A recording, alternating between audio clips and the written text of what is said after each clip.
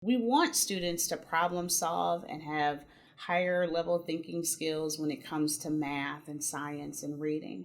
But we also need to make sure that they're able to problem solve their relationships. They know right from wrong. They know it. They know that they have free will to say what they want to say to other people. But when they are in circle, they get a chance to experience how their words make other people feel or how their actions affect other people. What I found most at Jefferson is that those two bodies of people, the students and the staff, come together a lot. Restorative justice and talking circles help students and teachers build a bond. They learn how to respect each other and genuinely care about each other, and then they can deeply consider the impact their behavior has on others.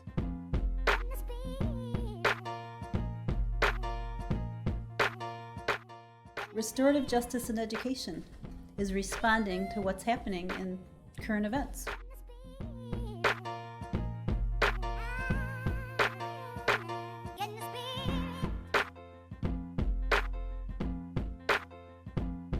It's a time for them to share their understanding. And so when I say, let's bring this to an end, let's share what we've learned, then they know to come and stand in a kind of a elongated circle.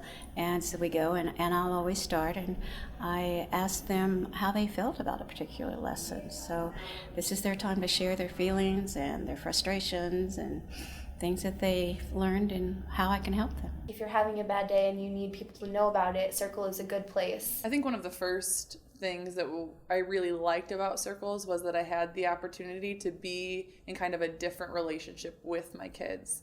So I got to be the person that I am, kind of not just having to be the teacher and having to be in charge and having to take control, but giving each one of them the opportunity to speak and share from their heart. We talk about women's rights, equality, we talk about a whole bunch of things. We have talking circles at least 3 times a week.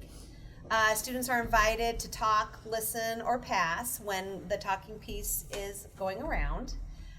They can be on a variety of topics. Sometimes I take them out of a circle book. Sometimes it's generated from something that's happening in class or in school. What circles are able to do, it's helping them to become reflective young people. Having restorative justice here is giving the children a voice.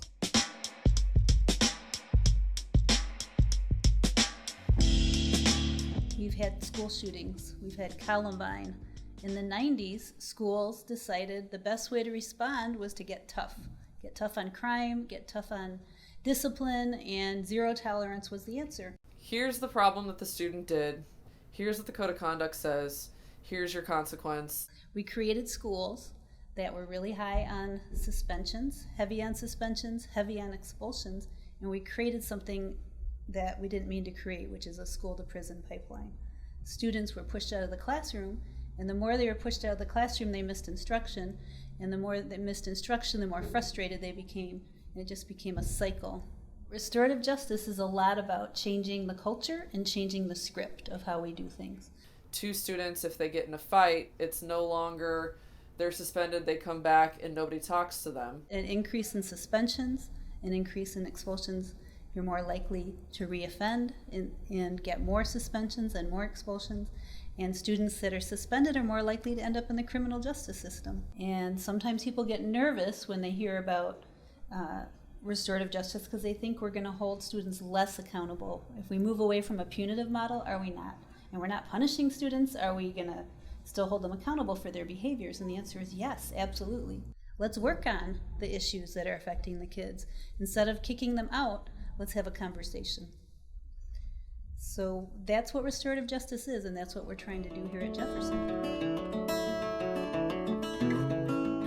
My name is Carmen Williams, and I serve as principal of Jefferson Intermediate Traditional School. Last school year, we wrote a proposal to bring restorative justice to Jefferson as a fully implemented model. We started with inquiry. We gave our staff some information about restorative justice, and then we offered them an invitation. So we spent a lot of time and energy focusing on building collaborative relationships with our parents, with the community, and with students, making sure that they buy in to their educational process and take full ownership of it. My name is Shelby Beasley. I'm the assistant principal at Jefferson, and this is my second year here. And so I've been able to grow into an administrator as we've grown into this restorative justice piece. And it's been very refreshing. Definitely seeing a difference. Before we started circles, I was just seeing some of the young men in the hallways, and sometimes I didn't like what I see. Right after Christmas break, the boys started to open up. They lost a friend in the tragedy, and they really wanted to talk about that. Ever since then, what I'm seeing now is they're not boys anymore, they're growing into young men, getting ready for high school.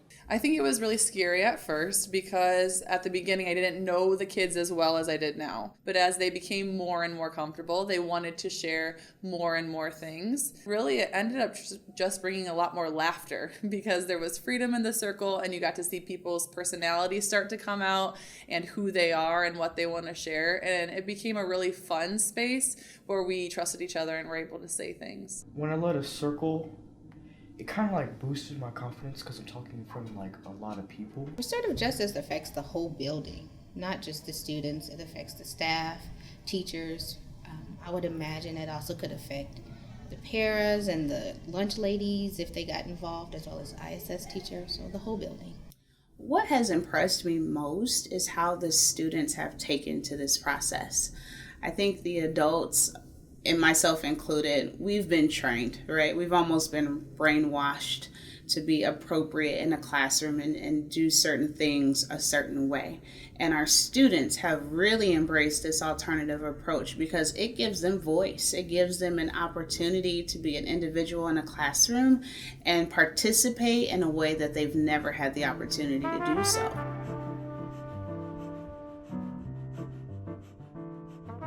I learned. I am still learning.